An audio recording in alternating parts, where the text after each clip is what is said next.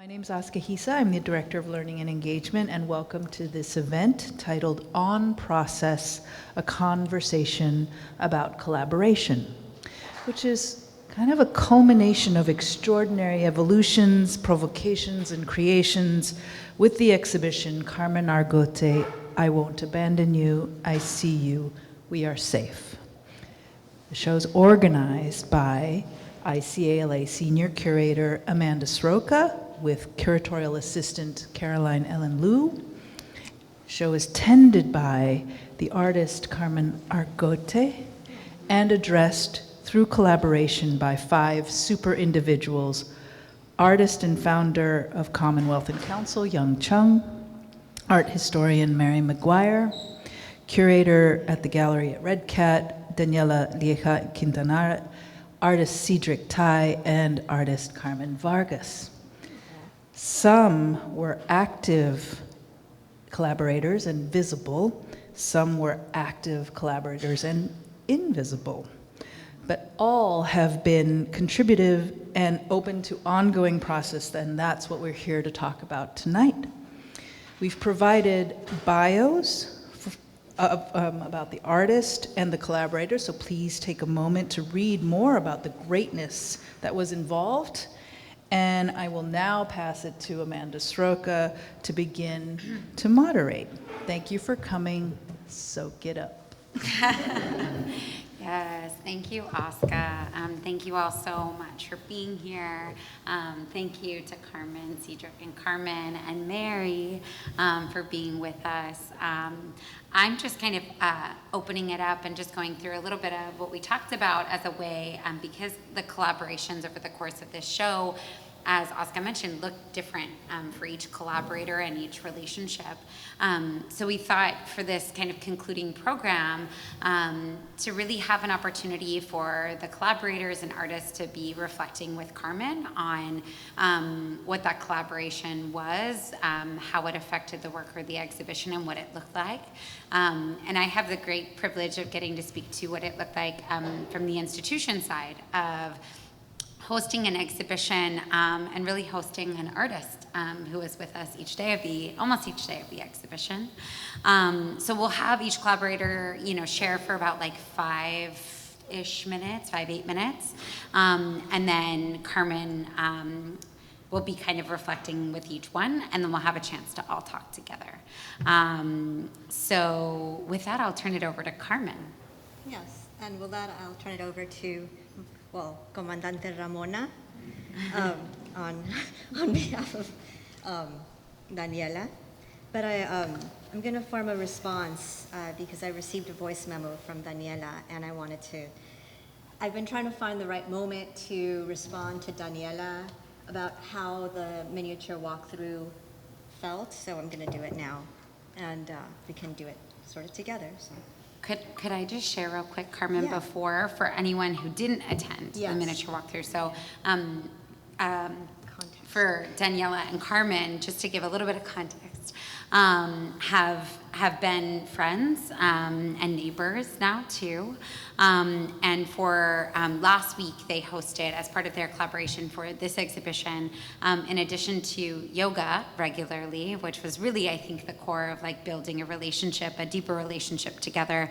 Daniela and Carmen together hosted a walkthrough of this entire exhibition in miniature form with miniatures of each artwork made by Carmen and Carmen for the show. And so visitors were invited to come here to ICALA to walk through this exhibition, and in the spirit of Carmen's own walking practice, to walk together to your home and studio in Boyle Heights for a miniature walkthrough that was led by Daniela and Carmen together. So just to give you a sense of that, of what that looked like for them. Thank you. Yeah, sure. Hi, Daniela, comadre. How are you? I'm sending you this voice memo from the conversation on collaboration here with Comandante Ramona. She's taking care of me. And just wanted to, reflect on our time going to yoga. It's been really meaningful. I think my intention with the invitation to going to yoga and having that be enough of a collaboration was that I wanted to give you space to be with yourself, to carve out time for yourself, to be a friend. And it's also helped me, and it's really created a ritual that I really value. And I think it's really taught me a lot about the collaboration of friendship and being in relationship. And from that, we went into this miniature walkthrough, and I have to say that, you know, what the intention was with yoga, from me to you, you've given me something as well. You know, I think about the labor that you talked about in the walkthrough, the labor of us being present, of us tending to each other, the labor of making the miniatures too. That labor really allowed me to see my work in a different way. It allowed me to slow down and take time and look at it in a way that allowed me to appreciate the amount of work, to see it not from being in it so much, but see it as with some distance. And I think a lot about the caracol that you mentioned in your walkthrough, and the Zapatista idea of the caracol, and seeing things from different perspectives, or many realities existing at once. I think about the labor of what it took for us to do the miniature walkthrough, the labor of walking from ICALA to my house. That actually, you know, really, I think the biggest gift for me was that after this miniature walkthrough, my house really felt like home. And up to that point, I hadn't had the energy of community, being present there. I hadn't had the time to really build that kind of memory or history with the place. And I really, I feel like I landed. So this walk was a way of landing home for me. And that makes it possible for me to make artwork. So I want to thank you for that, for our collaboration, and for teaching me and reminding me, and in a way like reminding each other about what it is to be in the creative process as beings with other beings on this land. So thank you, comadre, and I'll see you at yoga. Okay, bye.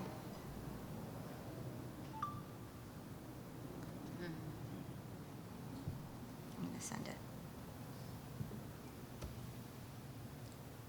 Thank you so much, Carmen, for also doing that openly with us here. I feel like so much of, we were just talking about this earlier, of so much of these, while some of the collaborations are more visible and others are quote unquote invisible, but I think you've also kind of created a space of openness and vulnerability within the process of building this project, that an exhibition, that like certainly in sharing that with everyone here, you know, you get an insight into, also voice notes are such a big part of, I think, how you work too, Carmen, of like resisting the text message and being like, I'll just, you know, you can see the cadence in your voice and the tone, and so yeah, that gives you an insight, I think, from Carmen's perspective of what the collaboration was with Daniela. Yeah. Is there anything else you'd want to say before we have Carmen speak? Did Daniela have a voicemail you want to play? Or Well, I didn't know if it would be okay to play it because, you know, she didn't give her permission to play it. So she sent a voicemail for me just saying, you know, how she felt it went really well, how it was, you know, sort of just, you know, expressing both her gratitude and also just that her, like, people had given her feedback that it went really well. And I think for her it was a way to value what she brings, to see her own voice. But I chose not to play it just to kind of hold that space. and then I figure like that somehow in my response, she's in there too. Yeah. Absolutely. So yeah, that's kind of all I want to say. Like maybe we can Yeah. keep it going to the 5 minutes. Yeah. So one of the more public collaborations that unfolded over the course of the exhibition was certainly the collaboration between Carmen and Carmen Vargas, an amazing artist, educator, and also Carmen's own mother. Basically every month for 2 days a month, Carmen and Carmen performed actions together in the gallery spaces, and also kind of, we're living life together for those 2 days too. So In the tent. in the tent, in Carmen's tent. And so we thought maybe for you, Carmen, to share a little bit about what that experience was. What was it that you were doing in the galleries? Where did that come from? And then where your collaborations are now. Yes, well, everything started when she invited me to take a class. We need you to speak into the microphone. Oh, yes, I'm sorry. Oh, yes, I'm sorry, Mary. Yes. Uh-huh.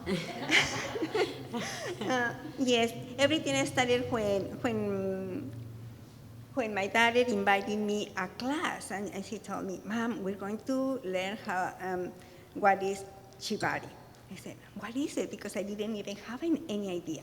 And later we attended 2 days also, and she was busy, I was busy too, and I began to read more about it, investigate, and I knew that they in different countries they do in different, a little bit with certain differences. But and for me, I choose to apply the traditional, the basic of the traditional, but also the ornamental.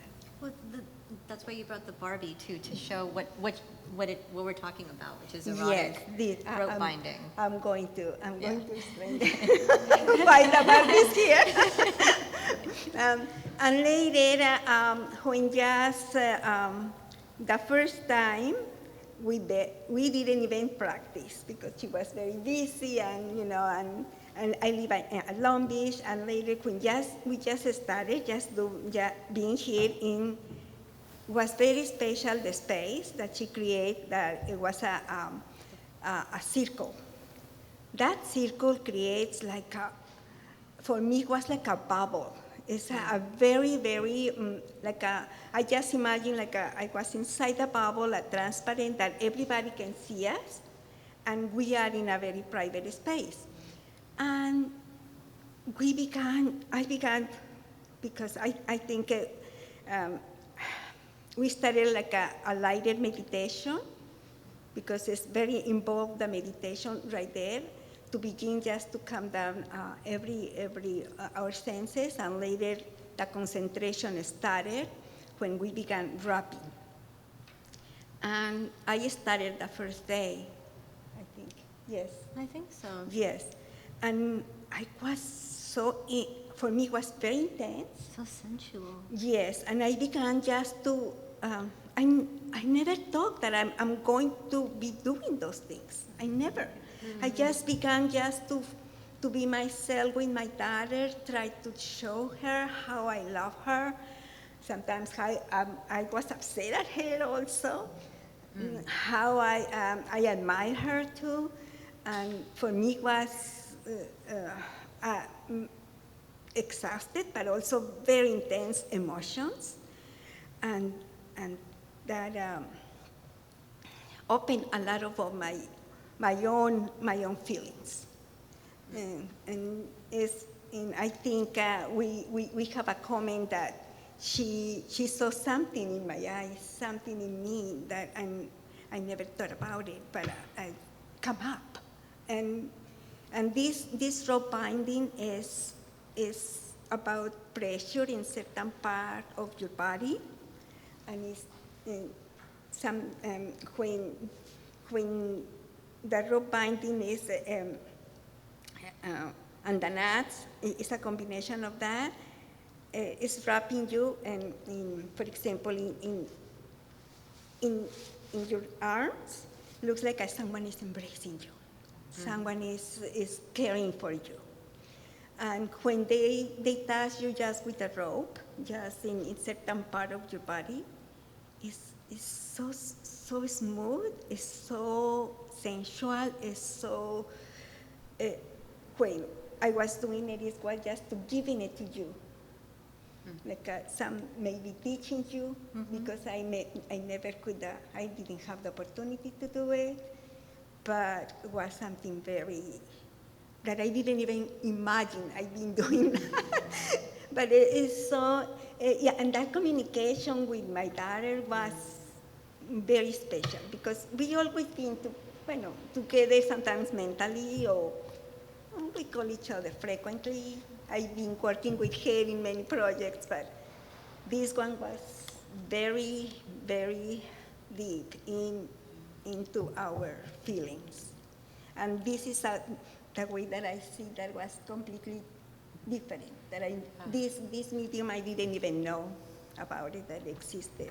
But I recommend it to all of you to do it, really with your friends, with your parents, with your children. With your children will be very nice too. I mean, the two of you spoke about it earlier today as, like you said, a form of communication beyond or without language, and that allowed you to explore whether it's sensuality, but also giving and receiving love, and your own power dynamics with one another, but also, like you were talking a bit about, like these ancestral dynamics that you're both kind of moving through. Yes, in a certain way, I try to communicate beginning just to having the sounds, because all the senses open. Mostly because we are concentrated with our eyes closed, everything it's open. It's like you expose yourself to everybody who is around you. You don't see them. I didn't see any one of you. I just see like the shapes, but I couldn't see it. And it's when I began to touch the floor like that for her just to open the sense of hearing. But no, was not exactly what I was doing. I was creating something. For me, was remembering my grandfather.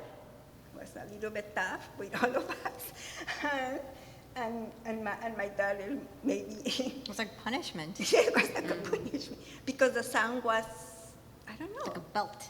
Yes, like a belt. And it's so strange how the senses take us to a certain way.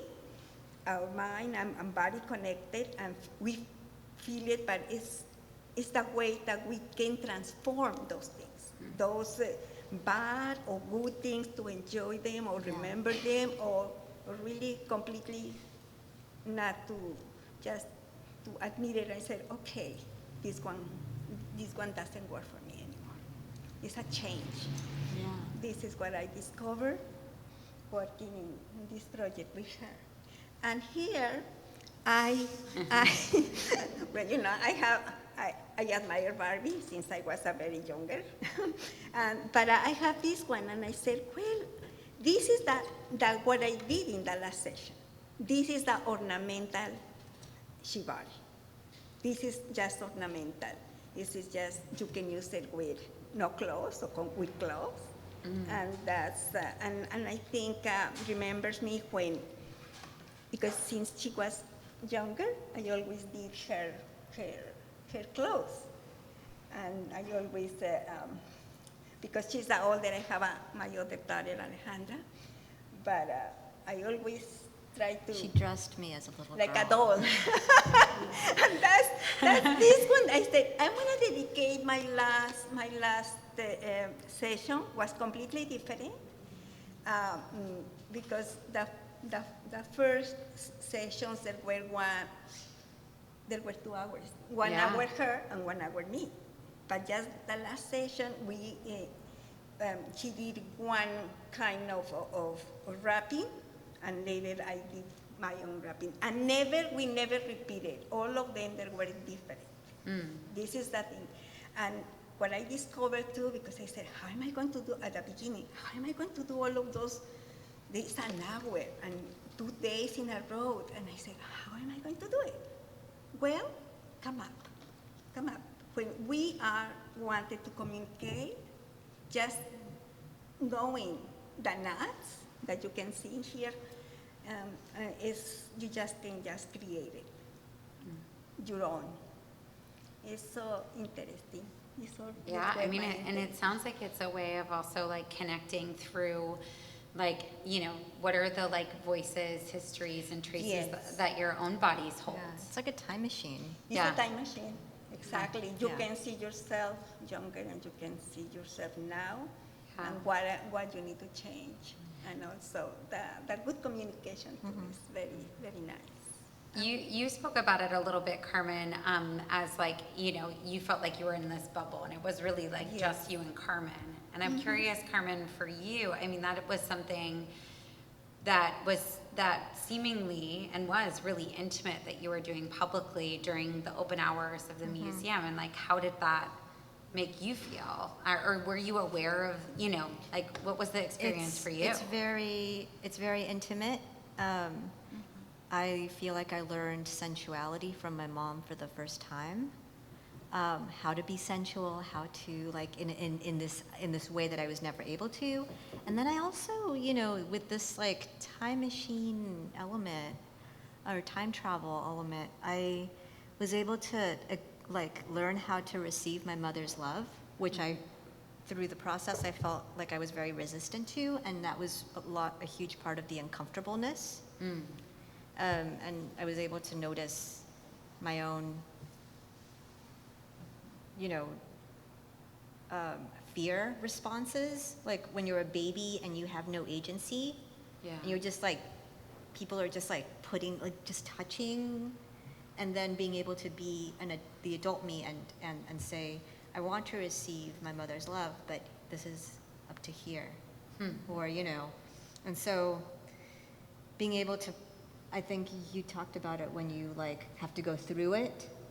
So those two things happen simultaneously. And I also think I saw my mom when she was like a teenager through this process. So it was very like, I saw your eyes in a way that I had never seen your eyes before too.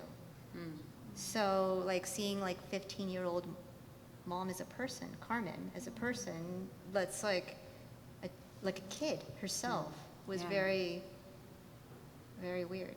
And that she still holds that, and Yeah, that you yeah. still hold that, you know. And I that think- that it's still there. yeah.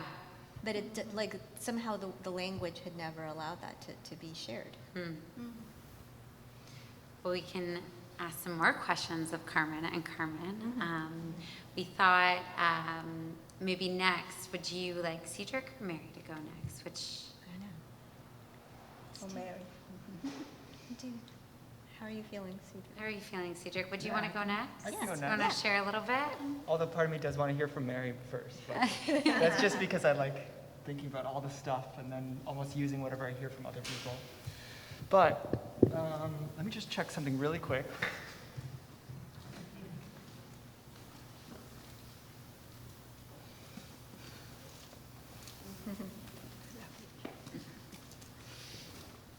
Interesting. Okay, so I've got a bag that normally just has like a little bit of everything. And I remember, I'm looking at my friend Kay right now because there was like a New Year's where we were making resolutions. And I want to say that there was a moment where I was thinking, how do I manifest the kind of, not just relationships, but collaborations in life that I'd want? So part of me is kind of curious, like what did I write in 2019? How much stuff came true? Because there was so much that I think is very simple to say in terms of our collaboration. So my little handle says like I'm an artist, an educator, and a friend. And I take very seriously that latter portion on a very professional basis. The next type of job I would love to embark on is being an unwork consultant, which would be to help people before they kind of burn out and not realize how much they're taking on. Because one of the things that I worry about in the whole career of art is that most people give a lot to it to the point of exhaustion. And I remember kind of knowing this a little bit about Carmen, but I also remembered thinking like, this is an interesting person that I get to know more. and we're both on this really similar, for lack of a better word, healing journey. Another way of putting it is, we were in very similar places in our therapy. Yeah. I had gotten my own family to go to family therapy with me, and I was like, this is the best art piece I've done in 5 years, because I've been working on it almost every week, and then I had to also admit to myself, I do want to do this work, even though it doesn't feel very comfortable. And one of the first things that you were telling me before we were collaborating was like, you were just excited that we were gonna go on bike rides because you were kind of afraid of going out on your bike. Yeah. And I was like, that's exactly where I wanna be. I wanna help friends with fear, and I wanna have friends that help me with fear. I believe what I wrote here, I mean, this has nothing necessarily to do with fear, but it says, recognizing pleasure and going for it. And then I think different friends wrote the same thing over and over and over. But I do remember being in lots of different types of collaborations with lots of different sizes. And when we first started talking on Zoom, I was at an artist in residency, and I was thinking, I love questions. I would love to just field the questions to everyone, because when's the next time you're gonna have this much richness of just different practicing artists and a curator who's also an artist, kind of just saying what they think about X. And so I asked, what is everyone's best case scenario for collaborating? And what's your definition of collaborating?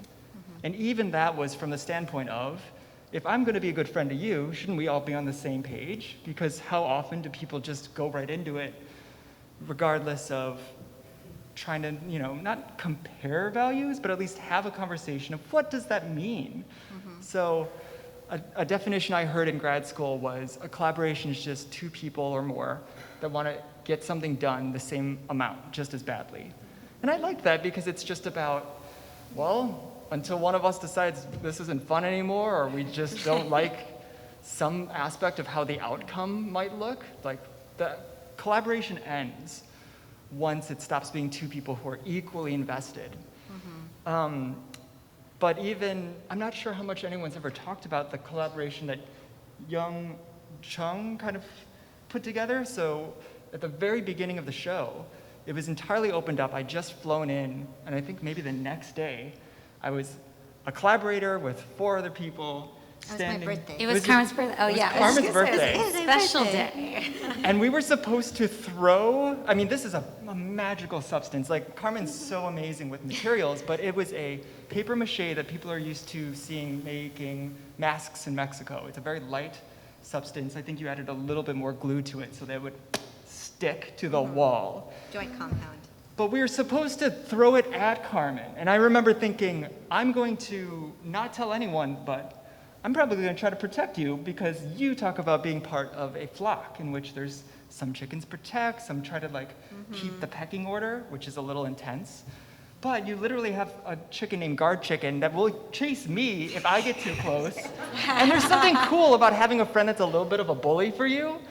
And it can be as small as a chicken, but you feel powerful. You feel as powerful as that animal sense of I've got this. I'm gonna attack whatever it is, no matter how big, no matter how quick I need to be there. I'm there. So I kind of stood slightly to the right of you, so in case something was coming at your face, it could be like, BAM! And then I remember there was moments where I think you told me, Young was like, you're not following directions. Cēdric, you're not following directions. And because I was also taking these big wads and I put a little bit of pigment on them and I chucked them really high up. So there's a smiley face. Because I wasn't trying to aim for Carmen. I thought, you can make any mark. I want to see how long these things stay up. I'm going to play. I'm not going to just chuck these things at you because it's fun. Young said you're making us look bad. Which is cool too. I was thinking about, there was one point where I was part of this group called Revolution School that was started with Jennifer Moon. And there was a talk of we might collaborate and figure out the show at Commonwealth and Council. And even then I was like, I want to help I wanted to help him with his own trauma and figure out anything that he's struggling with. Yeah, It was such a big undertaking, but to me I was like, this is the work that if we're going to do something revolutionary, we're going to have all the artists in the stable actually care for someone, bring up all the kind of different stuff that seems like intense, but the reality is, if you let that stuff slide, to me, that's your real relationship to someone, is how much are you enabling someone to work themselves so hard. And that's the thing that I remember thinking is, I know that Carmen really, really wants to be working every day. And in terms of manifesting, I was like, do you ever take weekends? Like, which day of the week is your weekend? Carmen doesn't have a weekend. That means, there's a lot of artists, a lot of poets who... Recording in progress. Ooh, fun. There's a lot of people who pride themselves on showing up every day, and I like the idea of admitting that you do either enough work or there's enough for you to need to take a rest. And I just remember thinking like, oh, how can I help Carmen take more breaks? And then you got a house, and that meant that you didn't have a studio, and then I felt like I took all of the weekends you never took, and it smushed them all into like a bunch of months until you could be at the ICA. Yeah. So I apologize, but I felt really powerful as a person who's manifesting rest, because you would report back to me like, this is driving me crazy, you're not here, I can't make work. And the whole time I was thinking like, this is exactly what you need. You need to not be able to keep producing. Well, actually, when you were at the residency, it was really nice because I could like go over to like your place and use the shower. Yes. Which was really like, so it was between like your shower and Daniela's shower, both neighbors, and I would like, move between these two spaces, which was really great. Yeah. And then when the show opened, like it also became this kind of like, also an in-between. Like, I think the timing for this is so interesting, having like been, seen your previous studio, now been at your new home and studio, and like the fact that over the course of the exhibition, like what ICALA became for you was a space of work, air a space conditioning, of rest, a space of like, exactly. Nice bathroom, kitchen, Coffee. strawberry, someone's hummus. Apologize. And that reminded me of like, if we're gonna do any programming, there's also so much that, like you can show up every day, that's fine. But there's so many times where the artist inadvertently is also performing and showing up and spending energy. And I remember saying, if we're gonna do some kind of event here, let's do a Q&A that takes as little prep as necessary, and we'll call it an actualized Q&A, which means we'll figure it out during the Q&A. And that was the kind of thing that I felt like would be fun to support. Just to like describe that in a short way, we had questions that we kind of fumbled our way through, but we almost talked more about like a choreography of trying to not perform, which was way harder than I expected that to be. I felt like one of the most beautiful parts was actually like when we were working on the reflection for the aftercare, and I have a fear of technology. I don't know, of editing. And we were working on it. I mean, we did the aftercare, and we saw how would you explain the aftercare? So we do the Q&A, and people tell me, thank you for being vulnerable, and I say, I didn't have a choice. This is what happens. But I know that different friends do a debrief after you do some big event, but after other things, you might do a check-in, or you might do aftercare, or in this instance, it was like a director's commentary on the entire video. So in the bedroom, we just set up a camera and we watched the whole thing again. Which is nice. We talked about it, but what I didn't realize is that Carmen has trauma over like editing those files after. And somehow you had fun. Well, actually, it's like really like, I feel like you're able to teach how to do things. And that's like that's like an aspect that I learned from our collaboration. Your ability to teach someone else, like me in this case, to, how to do something, and then the joy of actually being able to do that. And that was really nice. I felt like that was a moment where I felt like genuine gratitude about like your generosity of being able to kind of show me how to do something that I thought was very difficult, or that I thought that I couldn't do, or that in the past I had sort of out of fear been like, oh, someone else can take care of this, or someone else is going to do this, and it kept on reappearing, right? Because these things kind of cycle through. It kept on happening again in different scenarios, and now there was a sense of agency and empowerment, and my ability to enjoy the process, like enjoy the editing process because I could see us like being all sweet and stuff.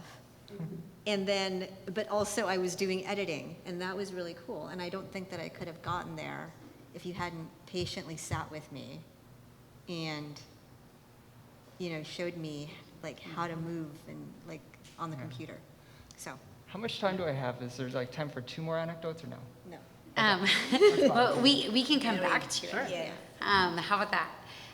Because I think what's so amazing about what you just shared, Carmen, too, of this like of within your collaboration, like the teaching and the learning for each of you, like what Cēdric you were able to hold space for, and I think what Carmen was able to kind of open up within your own work and practice too. And I feel like for you, Carmen, like with like it was again this like teaching and learning together in this process.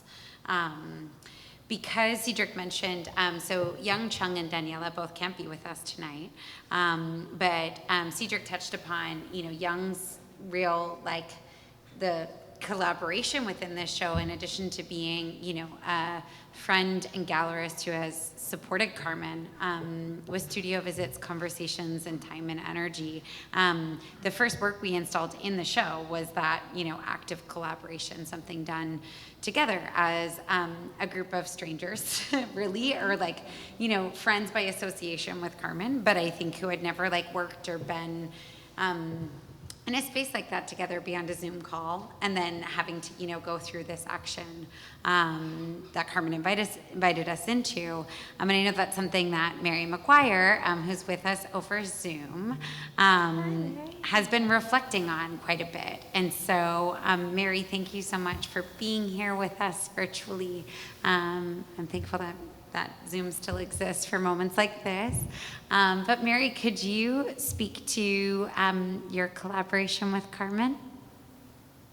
Yes, thank you all so much. Can you hear me okay? Yes. Okay, great. And also this was like so amazing. I thought, oh my God, it's not even gonna happen, but the staff like pulled this together. You're all awesome. Thank you so much. And so I'm really pleased to be here. I really feel like it's a gift to hear from everyone here and to just have been part of this amazing, I want to call it an adventure, you know, because there's just been so much to it. And like to say, speak of my collaboration, I mean, I feel like there's just been these moments that I've been with Carmen, and it's felt like more like a gift to me, you know, than anything. So I want to say collaboration, but I also want to just say like I've just felt so, yeah, grateful for all of it. I feel like I could speak about the birthday collaboration, right? And I would love to. However, I kind of wrote a little something else. And Amanda, you're still gonna get a letter from me about more about that. Okay. But I'm happy to like continues. yeah, and I'm happy to talk more about like maybe we can all talk about it as a group too later. But I if you don't mind me kind of reading a little something, I know Carmen has been asking me for some writing for a long time, and I keep putting it off and putting it off. I'm so happy. Okay, so okay, I'm just gonna go ahead and jump in. So it's a little bit of a preamble. I culled this together, and then I said, well, maybe I bound it together, if we want to use that language, from a couple different pieces of writing I've been working on. So please bear with me if it feels a bit stream of consciousness, to get already into some of the psychoanalytic terminology. When I came for a studio visit with Carmen, and Amanda mentioned her old studio space in her last place she lived before, back maybe a year or two ago, I don't even remember the exact timing, I brought a copy of Jacqueline Rose's Mothers, an essay on love and cruelty, the same copy that sat on my nightstand and that I read very slowly throughout the first year of the pandemic. Often when I read books of nonfiction, theory, and the like, I mark up the margins, sometimes quite undiscerningly, just with excitement, where nearly every page will have some markings on it. But this copy, if I remember correctly, had only a few dog-eared pages. And that's perhaps significant in some way, but I think also it was just the way in which I was reading it at the time. Not because it wasn't very significant. In fact, the book is deeply felt, contains decades of introspection on the subjects of mothers. It more had to do with maybe the fact that I didn't mark it up so much, more had to do with the fact that I was also reading in a state of sadness, anxiety, perhaps we might even say melancholy, during that first year of COVID. And it wasn't so much that the content of the text directly reflected anything about the pandemic, but rather that I brought to it a resistance in that context. I think maybe to read about the paradigmatic pain and hatred of mothers at a time, or hatred for mothers, you might say too, at a time when so many of us were losing touch with the world, felt like asking too much of my own psychic processing. And yet it was also functioning as a kind of echo chamber for grappling with the sort of internal womb-like existence to which I had resolved myself. I was afraid even to step outside for the first couple of weeks. And the fracturing of the psychic space between myself and my partner at the time, who was living with me at that time, but who was also sort of stuck in time because she had sort of parachuted from another coast with only a suitcase of a week's worth of clothing. So this is what the book kind of held with it for me, at least, although invisibly when I brought it to Carmen that day in her studio. I felt uneasy about it, as if it wasn't quite right, as a kind of offering, as if it would sort of crumble in her reading, not matching up to expectations of the thoughtful exchange I really wanted to cultivate between us. I found myself apologizing for the author and the content, giving examples that the book was perhaps too Eurocentric, or, it was a writing of a white woman, or the fact that the theoretical basis was in the Freudian tradition. But I resolved that it was an offering and would be taken as Carmen saw fit, trying to let go of expectations. And then just to sort of tease out a few things, I mean, the theme and the mother, and then thinking about sort of the book as bound, bound in a cover, but also bound up in the psychic exchange and the temporal meaning in the witnessing of one another through reading it together, and a sort of object that was already touched and read through, worked through, to use some of that language of the psychoanalytic and the transference and all of that. And even the sort of words as you're reading them chewed up in the mouth or licked with the tongue, right? And so all of this kind of way of thinking about the reading and the text has become a sort of touchstone to return to when thinking about Carmen's work for me. And, as I said, Jacqueline Rose writes of mothers. And I kind of now have been reflecting on this, thinking about me giving that book to Carmen, sort of asking her to be mother as well, to sort of approve of the choice, of the object choice, you might say, like as a little boy might give flowers to a mother or to a lover, to seek approval, to be seen and to be held. Carmen's work itself, of course, honors so much of this, these inclinations, these motivations, quite viscerally too, by bringing forth the stuff of the psychic realm into the sculptural, the bodily, into the world, into the object, good or bad, as it were. So this is where I see part of this collaboration sort of beginning, right? That Carmen and I've kind of been working through in the pandemic times, in emerging from the deepest well of the pandemic times to a more relational time. Even as I'm now home by myself with the positive COVID test. And in connecting over books, over walking, over objects, all these things that we've done together that have been so beautiful. So Carmen and I had been talking initially before the exhibition about, what would our portion of the collaboration look like? And we started using this language of the Gynecological Book Club. And I'm not sure we ever really figured out what that meant, fully. And maybe Carmen, you think differently about that, but we just had all these terms in mind, right? This sort of breaking of the binding, asking for consent to break the binding, opening the pages to delve in, all of this. And perhaps that was all like overdetermined and turned up, as it were, in the erotics of the fact that they got bound with rope. And I mean, I could be very vulnerable right now, I guess, and show you the books on my bookshelf, and they're bound in rope. I mean, what the hell? Maybe I'll just do that. But I mean, I'm here, right? So maybe that's one of the benefits.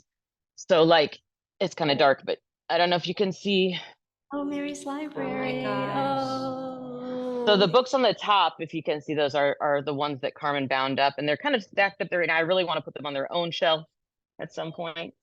But that's kind of where it started too with the, well, I haven't even talked about the salon, but we can get into that later if we want. But let me just finish real quickly, if you don't mind, 2 more minutes.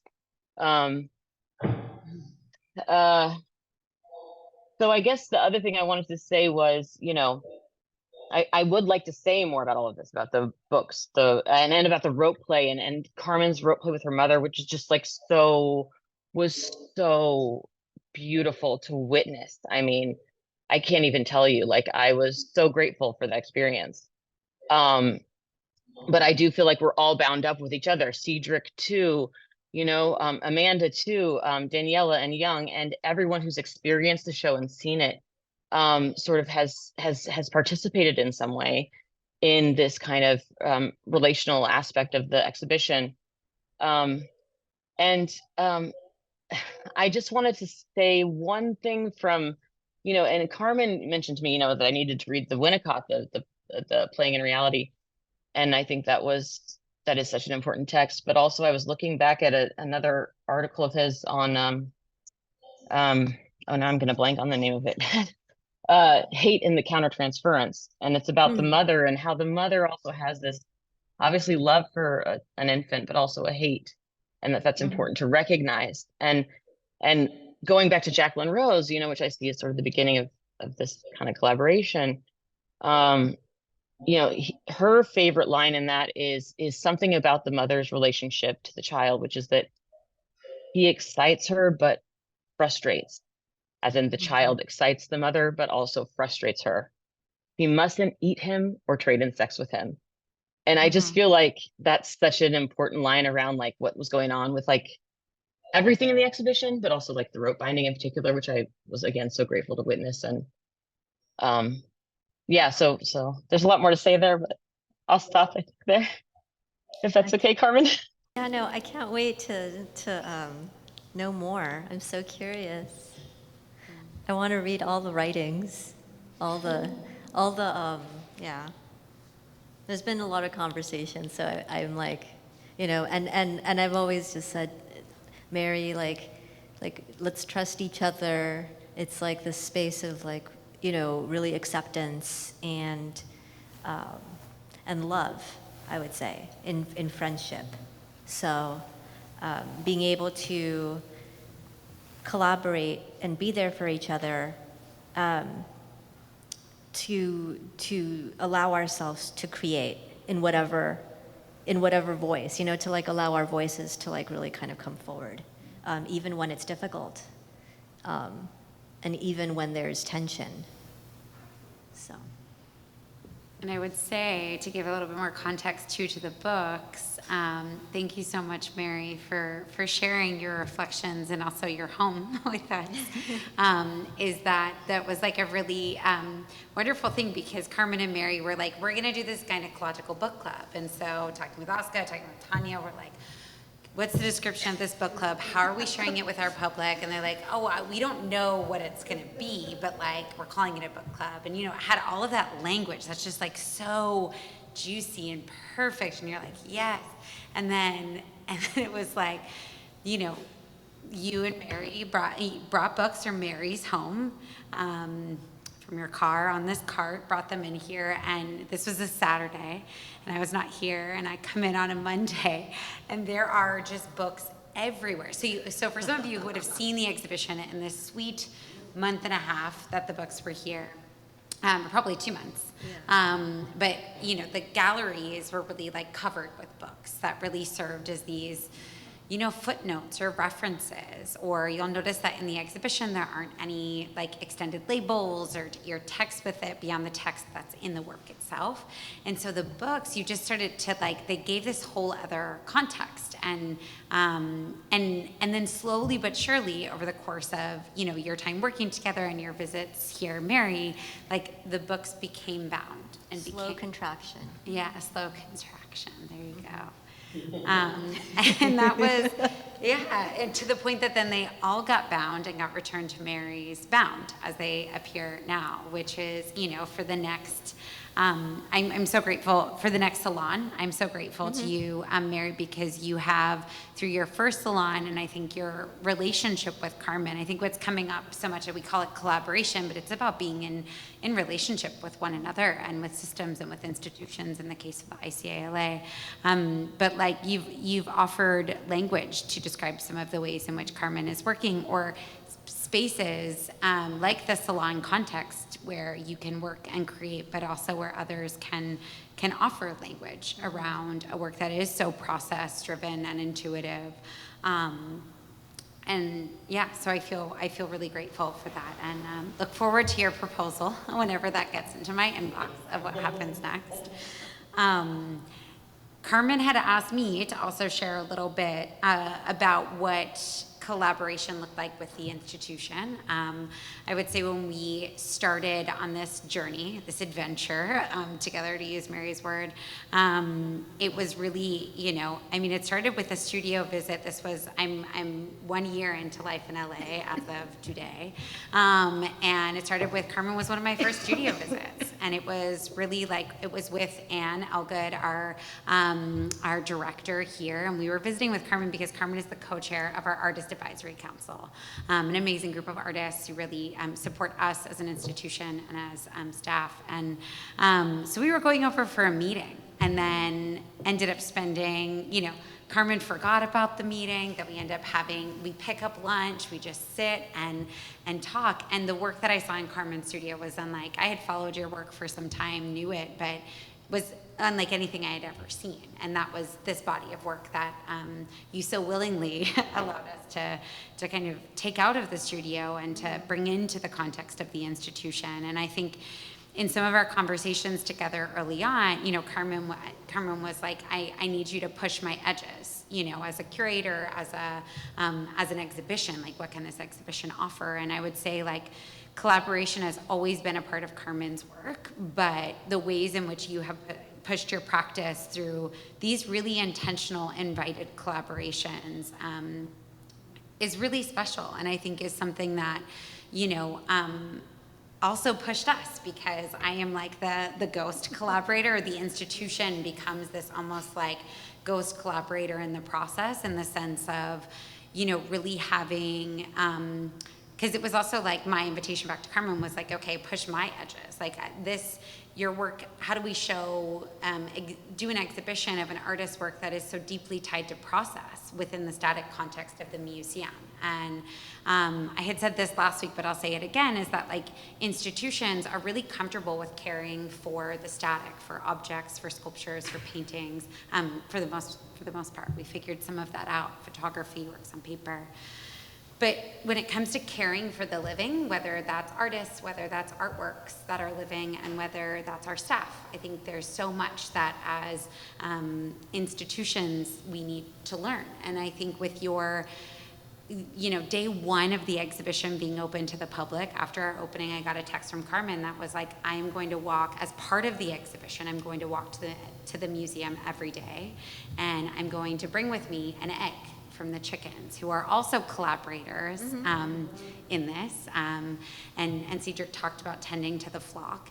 And, in doing that, that was like, immediately I was like, okay, can we have eggs in here? Are these, I was immediately like, yes, but let me do some research before you come with all these eggs. And then it became it wasn't just about you walking to the museum. It was then what the museum, it was being here. And I would say every staff member, myself included, reflected on conversations they had with you, and you've become deeply embedded into the ICALA staff.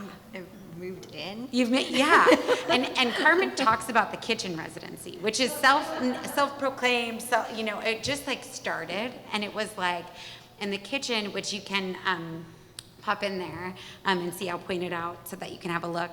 But it was also this space of like, kind of like the circular play space of this space of in between, because there was like. Our kitchen is covered with Post-its, sculptures, and letters and questions from Cēdric, the program with you, that just have like entered the wall, and then staff started to add Post-its, and we were like, what is this?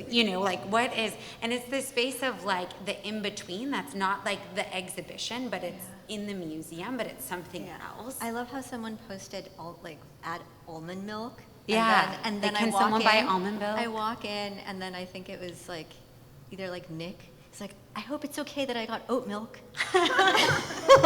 And you're like, it wasn't me. So it's like these different ways where I think that like these like provocations, but also like relations that also through your practice and your commitment to being here and to tending, that labor, to go back to what Daniela talked about, like that labor for you as an artist of like, that wasn't the invitation, but that's what that's what came from it. The changing conditions. Thank you for being open to like the changing conditions, like writing on the wall. Yeah. Changing condition, like books from the gynecological book club, changing conditions and eggs and like random new objects. And it was like, and I think that was always also part of like, I feel, and I said, I'm repeating a little bit of what I said at a program last week, so for those who were there, sorry, but the title of the show comes from the affirmations, Carmen, that you continue to use over yourself, your inner child, the feral one, the title of the show is I Won't Abandon You, I See You, We Are Safe. And I feel that that's also something that in saying that out loud and in saying that for you, Carmen, of like what this is as an institution is, we are deeply entangled, we are bound up in one another. And I think in working on an exhibition together as a curator and artist and artists that you brought into the orbit of this exhibition, I see that and I feel that.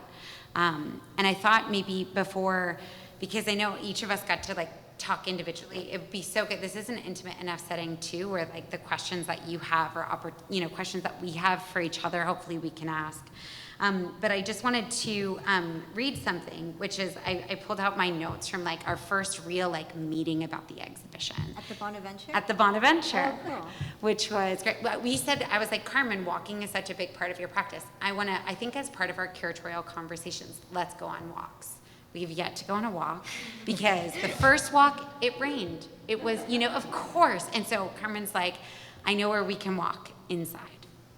The Bonaventure, an absolute like mystery of a place, and amazing. And we walked, and then we talked, and I had just these like quotes and things, and I was like, let's talk about them. And so this is from Adrienne Marie Brown's Emergent Strategy. I still have your book. Hey, it'll come back. It was in the written. Yeah. And so, but in it, Brown writes, there is an art to flocking, staying separate enough not to crowd each other, aligned enough to maintain a shared direction, and cohesive enough to always move toward one another, responding to destiny together. And I feel like that is what collaboration has looked like for you with the show. So that's what I got. So with that, maybe we could either start opening it up to questions. I know it's like we're at our time, but I also want to provide the opportunity for you as folks who joined us, spend time with this show, spend time with us, to ask questions that we might not have talked about. And then for Carmen, Cēdric, Carmen, and Mary, if there are questions you have, I know Cēdric, you wanted to share something. That I cut you off on for time. No. So if there's, I think this is like a chance for us to be open. So if you have a question, Tanya's got a mic. We've got some mics. Susan, okay.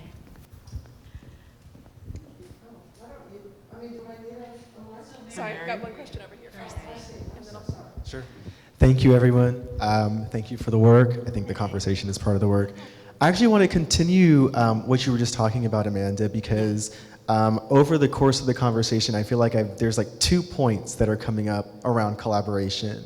Cēdric, one of them was the idea that collaboration is something that exists as long as people are sort of like in whatever the formation is, and then when that breaks, then maybe collaboration stops, right?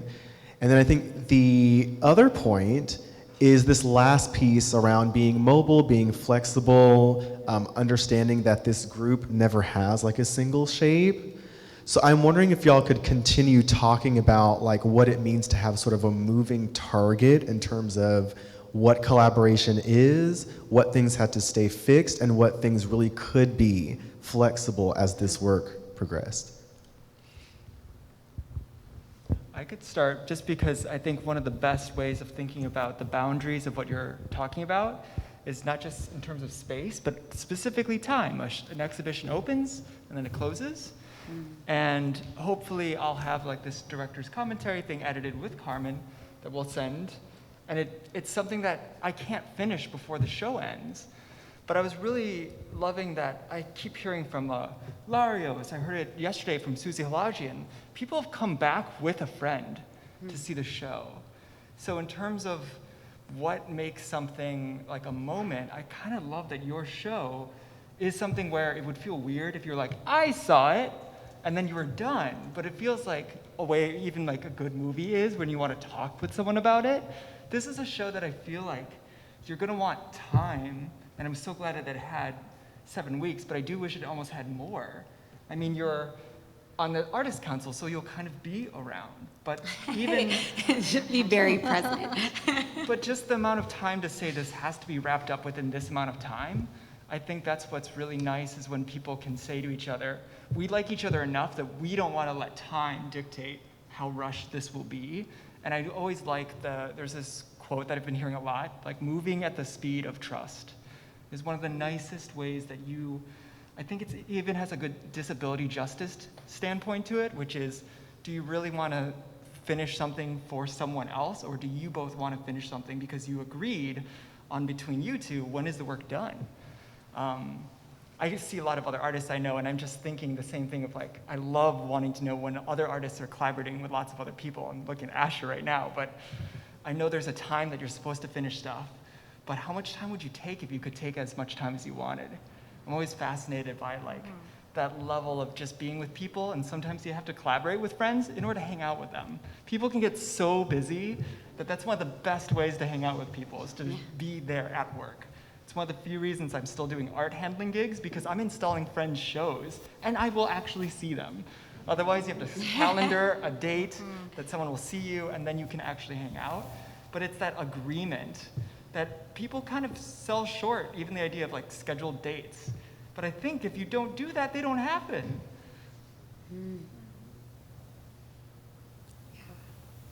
Or like you just have to commit like to, I think with Carmen and Daniela, it's such a good example of like the resistance to schedule and to time, but instead to be like, but it does take one person, you know, like Daniela was describing, it's like, it really took Carmen like showing up at the doorstep at, you know, for yoga. And that was like, you know, so I feel like, and I would say, I mean, part of it is, I think your description of collaboration, Cēdric, is so great in that it like involves two people like signing up for something, but there's also the unknown of like what you're signing up for. And I think that's kind of like what you're quite, like the tensions we're talking about is like, how do you allow something, you know, to move and to mold and to take shape when you don't even know what that thing is. And it's like, I worked on an exhibition where the artist, Jonathan Hiesvik, who's based out of Rotterdam, talks about like performing the not yet of this, like how the work that we do in community and collective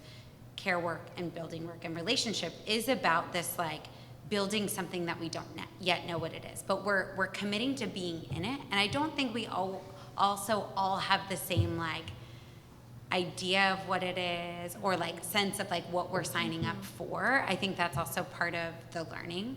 Yeah. But there is trust in that Like one has to trust. Yeah, I think something in Daniela's message that she wrote, that it worked, the collaboration worked because, you know, she had been a friend for a long time.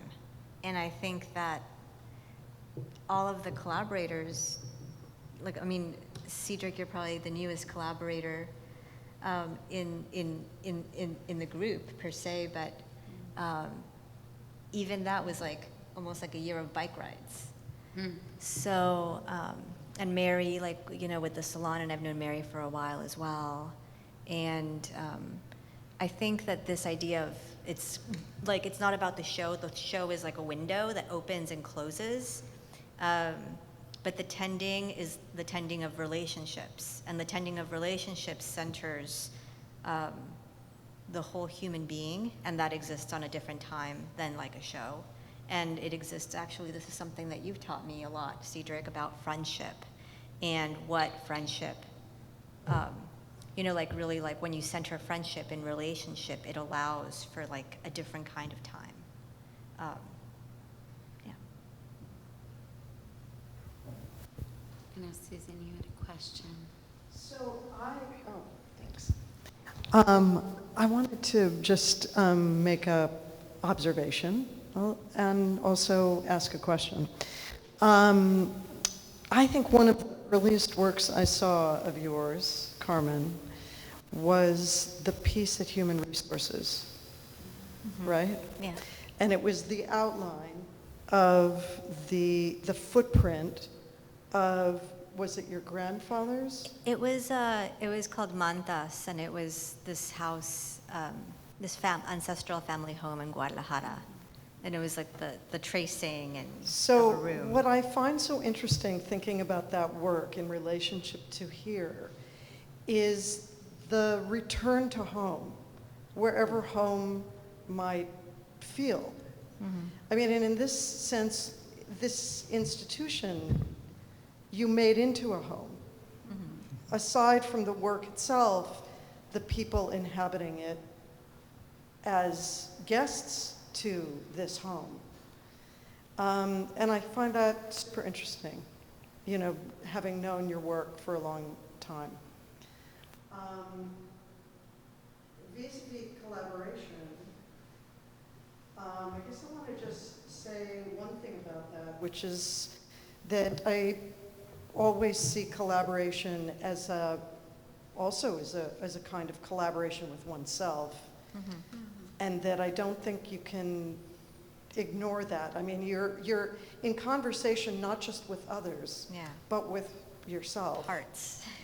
Constantly. And there are very strong individuals within this group and within your group of collaborators, including those who are on staff, who are also bringing their own personhood and communities to the experience of this show, right? So along those lines, I wanted to just ask a question, which is more about how did this space which is kind of jumping onto what you've asked, Amanda, as a public space, did you feel as if that brought out things that couldn't have been brought out in another space? I'd be really curious to know if it was more cathectic in that sense as a space than even, you know, a coffee clutch at your house, you know? Yeah. And how? Do you think that might have jump-started that?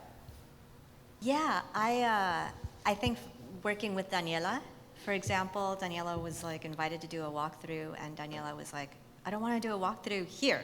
So it was like the relationship to the space that led to the walkthrough at my house. So it was like this, you know, that's one side of the coin. The other side of the coin is that, you know, the miniature walkthrough would not have been possible without this space being here. And then the flip side of that is that, well, I could not work on the miniatures at the house. So the only place to really work on the miniatures was here, where I could actually see the to-scale version and then do it in miniature. So then that flipped into the studio space. So that was an interesting condition that arose. And then with Mary, with the books, the space having like the artworks curated in a certain way allowed the relationships with the books to be made. I mean, when Mary, maybe you can speak to this, but when we chose the books off of your shelf, we had seen the show, so we had experienced the show as a curated exhibition, and then we were both in your apartment looking through your books, choosing them, putting them onto the cart.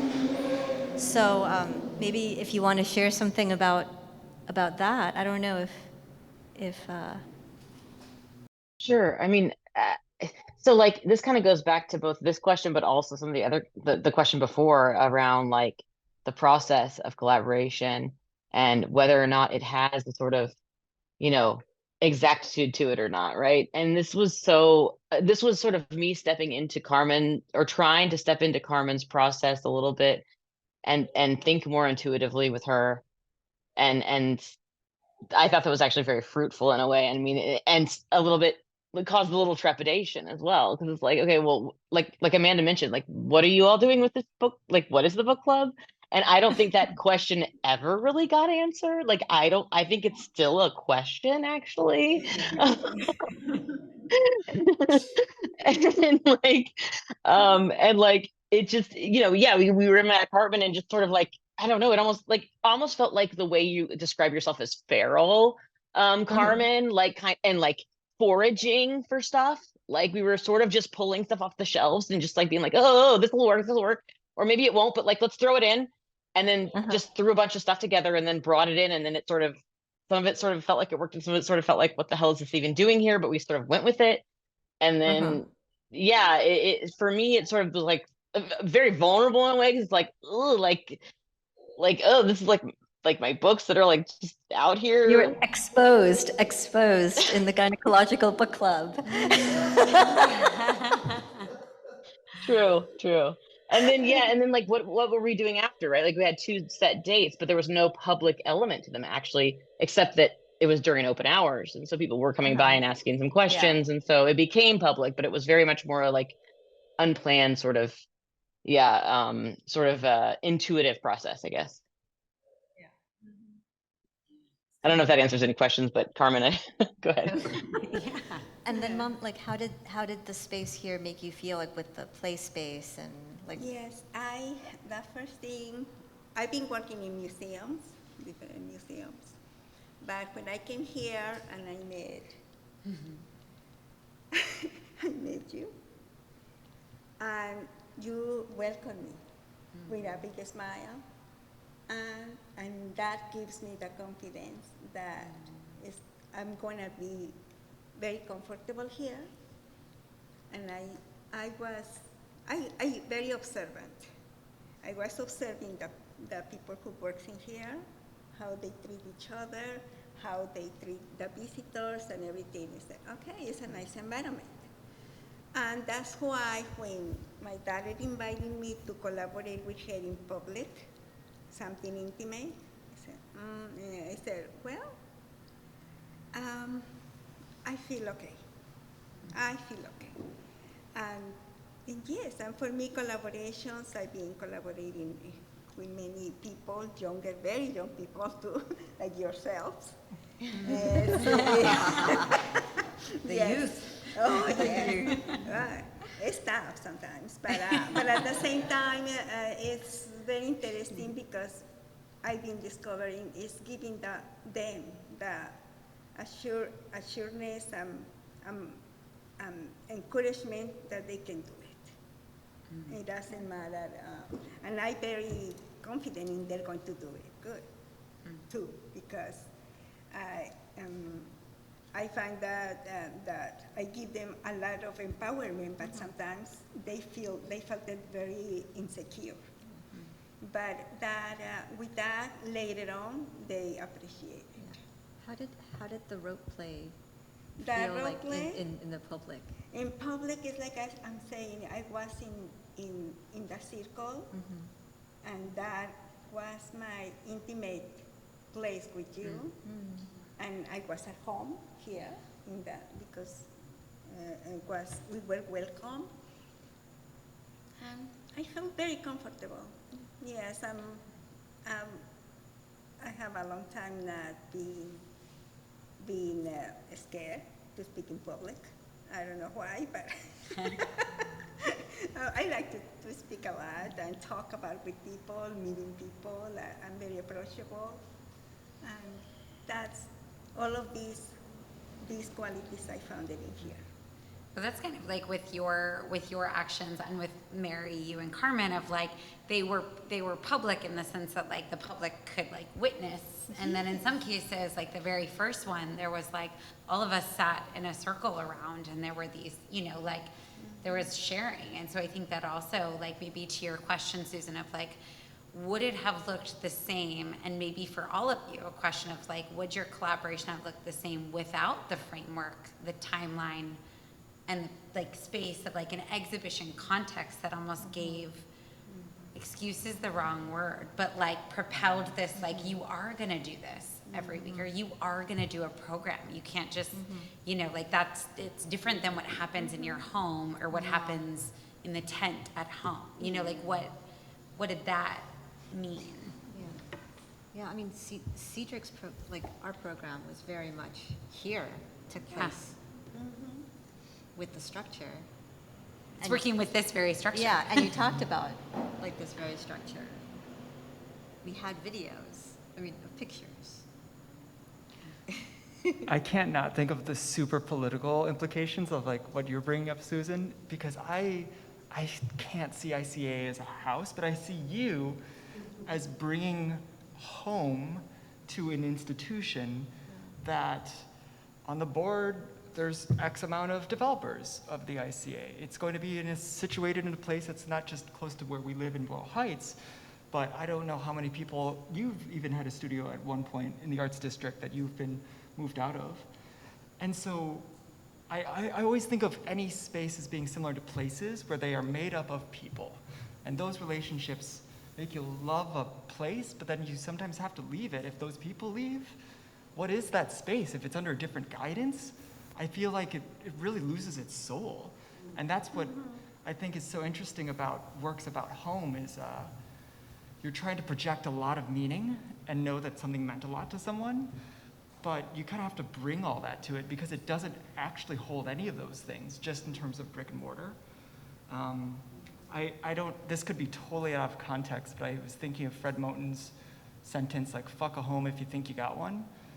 And I've always been like really shocked by this idea of like, I don't know if that's about queer despair. I don't know if this is a sentence about like, what does it mean to work within institutions?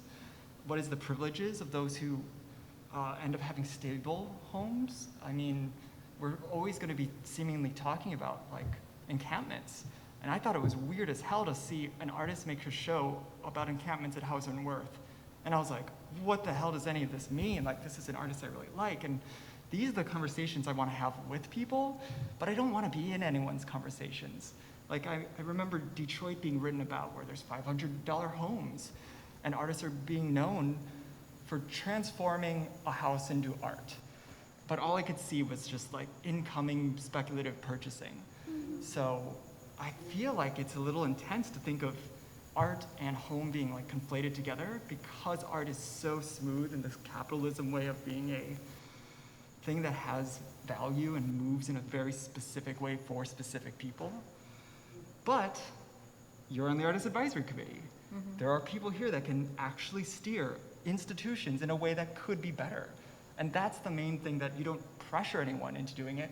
You almost have to let people do this intuitive thing that you know they're good at. But there's not a ton of models. I wouldn't say that the art world with a capital A provides any models for how that works well. But you can't write off the art world because it's filled with amazing people that are always trying.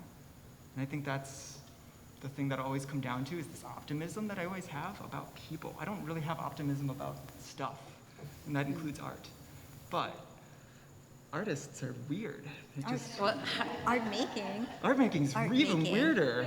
well, I feel like artists also I mean, I think that artistic thinking is a tool of imagining. It's imagining otherwise. And I think with Carmen, you always within our meetings and certainly within projects like this one, I mean, you ask questions. It's not always about the solve or having the answer, but I do think that inviting folks to the table, to the decision-making table, who can ask questions, who can invite you to imagine otherwise. And I think that's certainly, a role that you've played, and roles like exhibitions like this also play. And to work outside of the good bad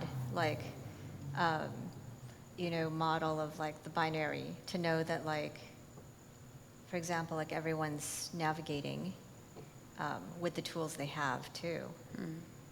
To be able to zoom out, I think thinking about the tools that are gained within the exhibition, to hold different perspectives, going back to Daniela's spiral or caracol model. One of the things that was so impactful about that walkthrough was that Daniela asked people what they saw from different vantage points, and we were all the responses were valid because they were all true from that vantage point. Yeah. And it just really taught me a lot about zooming out. Well, one thing I was hoping to do as part of this, talk about a different vantage point, is we have two staff members here who have also participated in the experience of this exhibition, Oscar and Tanya. And I feel like I'm a bit biased as the curator and collaborator on this show. So Oscar and Tanya, if either of you or both of you are comfortable responding to maybe the experience as a staff member, or what collaboration has looked like to you on this project from your perspective. Sorry to put you on the spot, but I just. All right. Well, it's been incredible, and very eye-opening. The letter I opening. Because I can see it from the position of an artist, because I have that in me. So that I want all of your energies to be able to be freely roaming around all over the place. But then there are the practicalities, right, that come in, and we've had to negotiate that, right? You once put a sculpture on the floor, and I was startled by it. Or the day you brought the rooster in, and the rooster crowed all day, and we had meetings, and they were interrupted by rooster crows. So these were things that I learned about myself, oh my gosh, how I'm reacting to this work, and then also taking a breath. The taking a breath was very important. It was very important to just sort of okay, check what's going on, check with yourself and with sort of society and the sort of constructs that we all are grappling with, and deconstruct, look at it from that vantage points, right? You're talking about looking at things from different vantage points. So that is a very incredible empowerment that was felt in this process.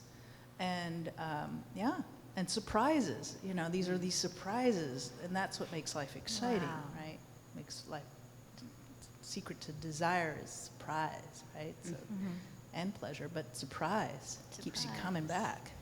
So these were the feelings throughout the evolution of this time, where you see this active and sort of this unpredictable factor, which is very exciting, and also ooh, and so you're constantly in attention, and in attention. I'm playing with words today. What a wordsmith.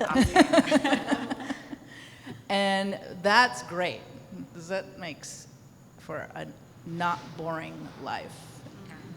All right. Tanya, do you want to say something? Oh, okay. Could I say something? Yes, yeah.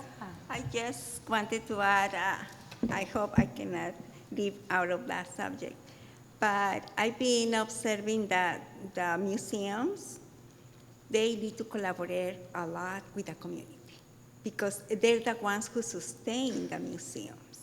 They need to hear them, they need to invite them, they need to be open to hear what they wanted to see.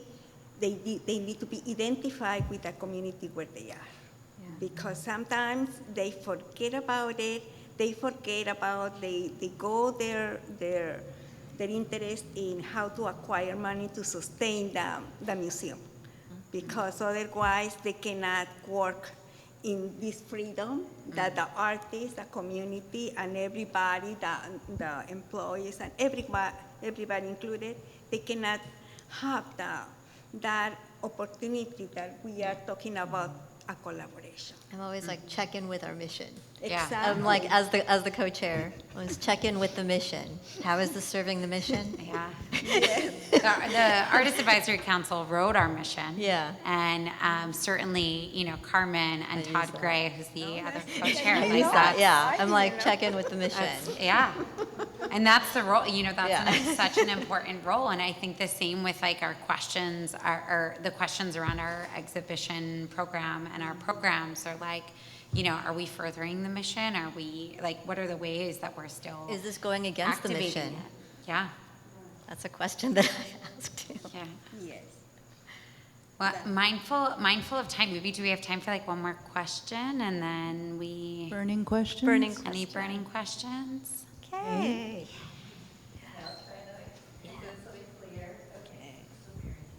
So fun. Hi, Mary.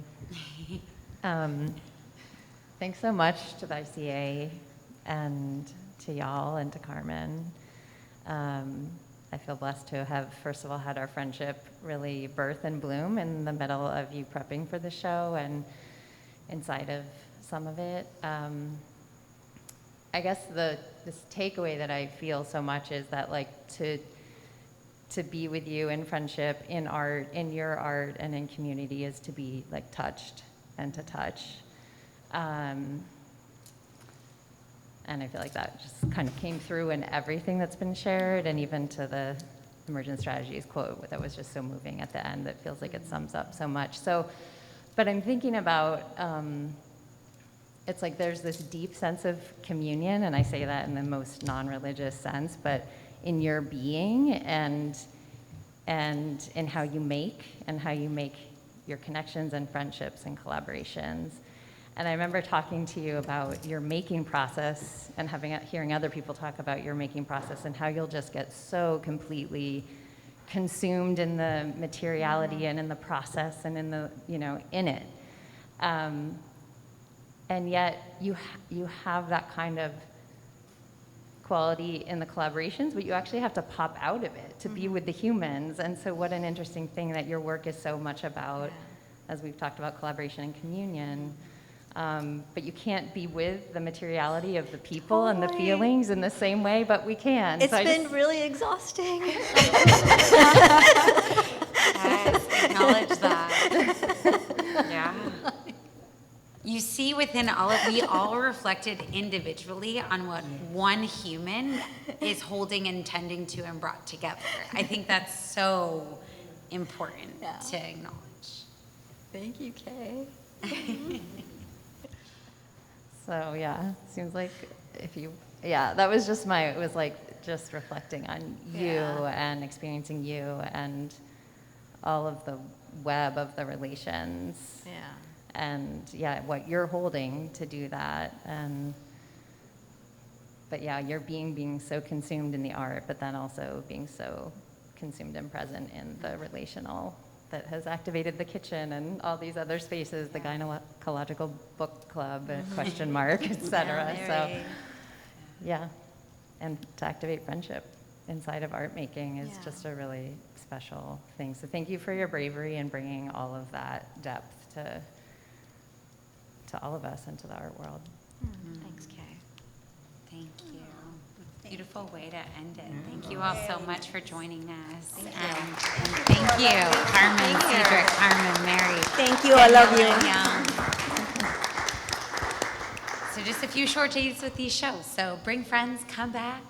So September 10th is the last day. But thank you for being with us and for Thanks, Mary. allowing this conversation to happen. Thank you, Mary, for joining. Yeah, Hope you thanks feel for joining better. us. Bye, Mary. Miss you. I'll see you soon. Bye, Mary. Bye, Mary.